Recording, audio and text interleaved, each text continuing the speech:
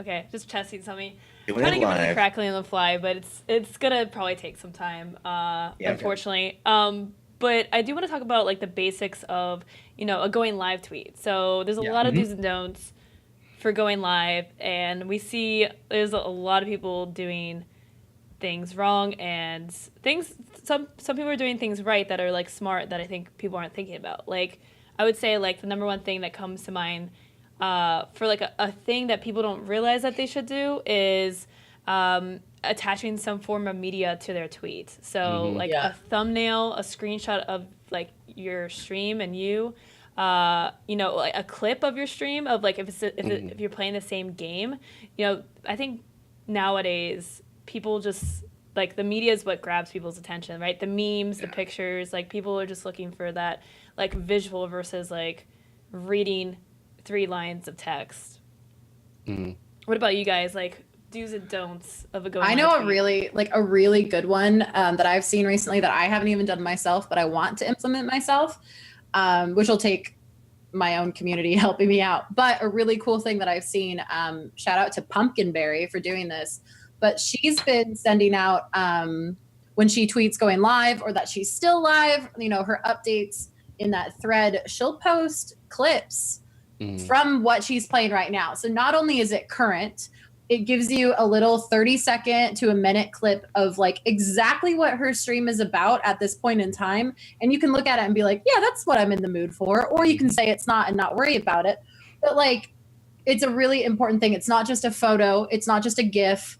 And I think that's such a smart way of doing it. And like, not only that, but like she is so smart with clips in general. Like if people raid her, she's like, let me play a clip from their channel. So like, she's the queen of clips. Value stuff. She's so good. So I have to just give her like a huge props to that because I saw her the other day. She was streaming and she was like, oh, I'm playing this game, but this just happened. And here's a clip from it. And it was when we were doing Fortnite together. And I'm like, that's so good. Like it shows like what we're doing in a like short, concise thing. You don't have to be like, it's Fortnite, I don't want to see it. This actually makes people look at it, especially since videos automatically play. It'll catch attention. But I think the most important thing, if you're not posting clips, which obviously you can't really do until you're kind of partway in, is to have different media. Don't just post the same GIF. Don't just post the same media. Like, even if you're doing, I know Hunter, you do this as well, where you have the edited things to show, hey, this is my face on this character playing this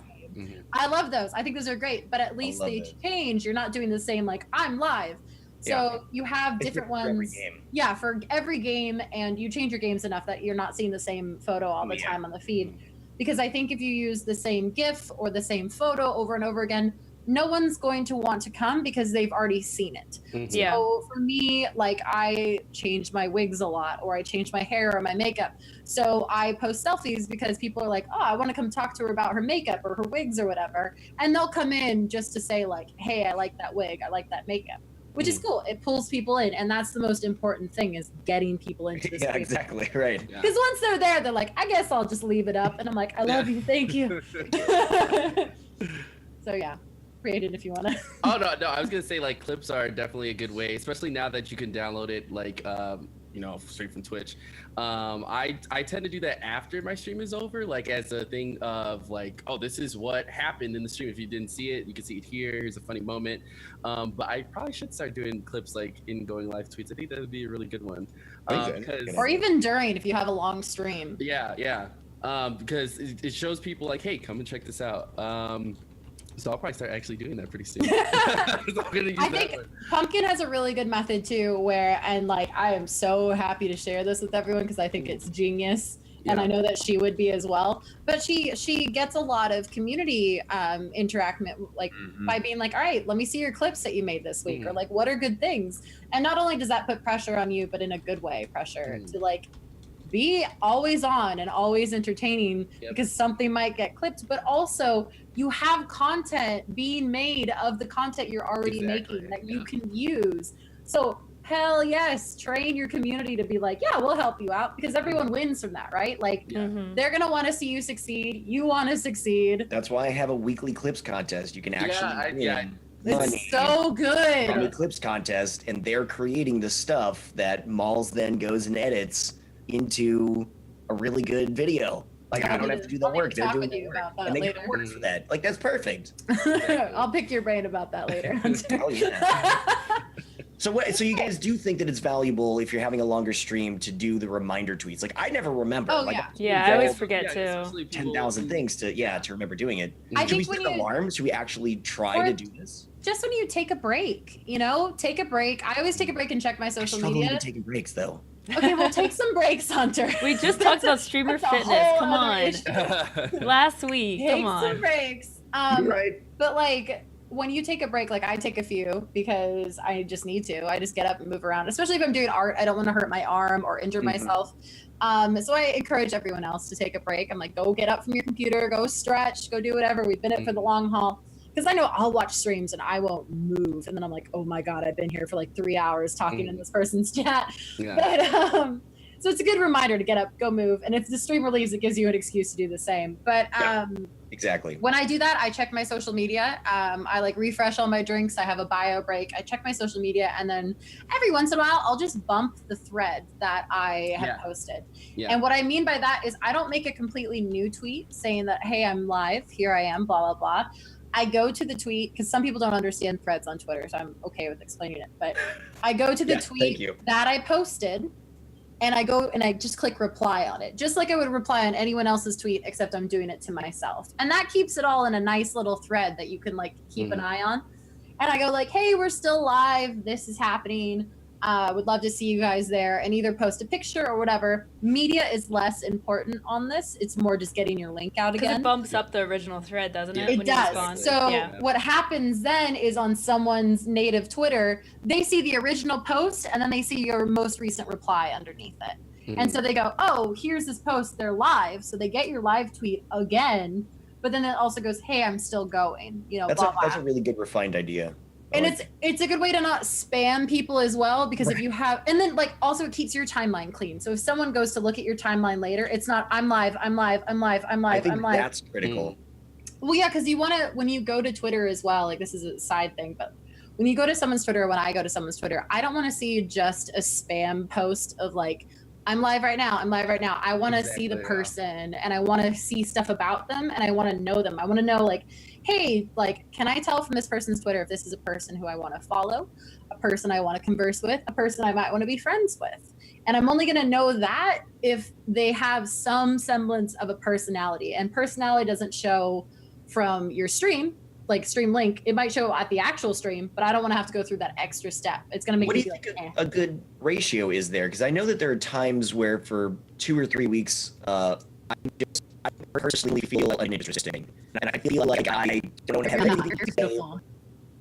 Thank you. But I feel like I don't have anything interesting to post. Like nothing comes to mind. It feels like it's work, and I have to actually work in order to get some things out there because I know it's really important. But what do you think is a good ratio between the going live posts, which I find to be pretty necessary? Like you have to do that. But those are like a must. To your point, guys, I think I fixed the audio, by the way. I think I think I fixed it. So, knock on wood. I'm knocking on wood right now. Sorry, it's just would drive me nuts. I think we're good on the crackling. I'm so proud of you. Oh my gosh. All right, sorry to interrupt, but I just. That's all right. We'll get some blessings in chat. Everybody's saying it looks good. Like saying stuff. Okay, so perfect. Cool. Nice. No, well done. High five. Yeah, I think the ratio is one of those things where like you're gonna have to feel it out for yourself. But definitely know that like on days that like we feel uninteresting, everyone feels that. And I don't think you should just blurt out nonsense to blurt out nonsense. I think you still should do everything with intent and with purpose, even if it is very trivial. Still do it with intent and purpose because that's an important thing. And sometimes if I'm having like a rough week or a rough day, I just go, hey guys, I hope you're doing well. Tell me something amazing that happened to you, because I want to hear from people and I want to know about them. And that will just engage conversation with everyone. Not only does it bump up Twitter analytics, I get to read like wonderful stories that make me feel happy and excited. Exactly. And like everyone, like people get to share, you're interacting, and like, as weird as it sounds, like I don't see myself as someone that anyone like looks up to. I have a lot of imposter syndrome, stuff like that. But I know that like I meet people and they're like, I just like talking with you on Twitter. And I'm like, like I just lose it, you know? I'm like, I have a friend, you know? So I think it's one of those things that like, you definitely want to balance it out. You don't want just going live tweets because then it kind of looks like you're just using it for announcements, and you're not going to get to know you too. Like, it's another level of that. And I think like, you know, on the other side, being too negative on Twitter can really just like put people off. Yes. And we've all been there. Oh yeah, I mean, Twitter is like pretty much known for that, like a lot of negativity, and it's you know, one of the things that I have found that's been helpful is what I like to do is I'll write out a tweet and it'll be a negative tweet or like I'm upset or annoyed by something. I'll write it out and then I'll just like sit on it. I'll just kind of I will post it and I'm like, you know what? I don't even need to post this anymore. I kind of just feel better just typing it out already. And that's kind of like, because my Twitter is, I try to keep it as positive as possible. And that's just kind of like how I am as a person. I just try to like, you know, if I speak negativity, then I just feel worse about it. And that's just how I roll. So I really find like, you know, writing that stuff out can help. And, you know, you don't have to post everything on your mind all the time. Sometimes it can be a bad thing. That's Fred and I are like, sometimes I have that issue, but it's like I at this point know when I need to just like not post something or it's be left alone, because it can, you know, affect people who obviously follow you. But I was gonna make a real quick point about like retweeting your own tweets because I know there's like a weird. I wanted to ask about that, so I'm glad you brought it up. I do that all the time. Yeah, I do it all the time because me and we all do it because like, you know, people may not be on Twitter at the time. Maybe it comes back up in their timeline. I don't think it's a bad thing to do that, but I've seen a lot of people try to shame people like, why are you retweeting your tweet? That's weird. It's just when like, you hit the mute button.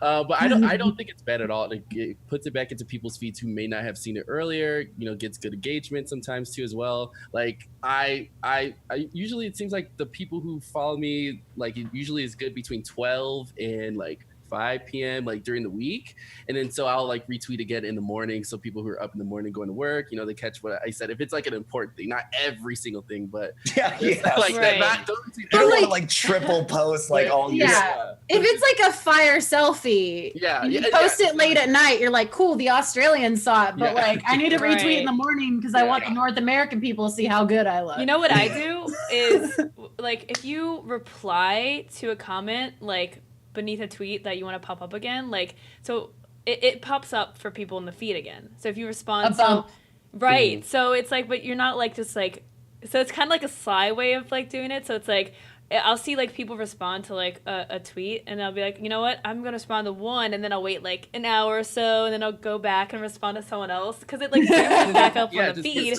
without you like retweeting. Or you could be shameless like me and be like, morning bump. Hey, I do that all the time. It's just honest, man. I'm like, look at my boobs. I mean, there's a lot of different ways to do it. I think as long as you don't do like limit your retweets to a post to like maybe 2. Like morning and night and you got all of it. Like if you do it for like 2 days in a row or 3 days in a row, I'm gonna be like, you need to stop. Unless it's like unless it's like hilarious or it's something for charity or you're like reminding people like, hey guys, like an event or a giveaway or something like. And even then I think it's better if you're trying to promo an event or something specific. Do the 2 retweet or the like retweet morning and night. So post at night or whenever, post during the day. Ideally post during the day and retweet the next day. It's sometimes good. Or if you post at night, retweet in the morning or bump in the morning, whatever you choose. But then I think it's important to recreate something and not post the same exact thing again. But if you're doing a reminder, make a new tweet, make new media, make new things that are with it. Just so it shows that like, hey, I care enough about this that I'm making new content and I'm not just spamming you, but also this is important. And that's, I want you to know that. And it's a good way of doing it. You're respectful to your followers and you're also respectful to whatever you're trying to promo at the time. They'll just probably be pushed back. Yeah. But just be aware that there's probably going to be that one person who's just like, I'm tired of this. I'm just going to follow you anyway. So don't feel bad if that happens. How do you That's deal fine. with those people?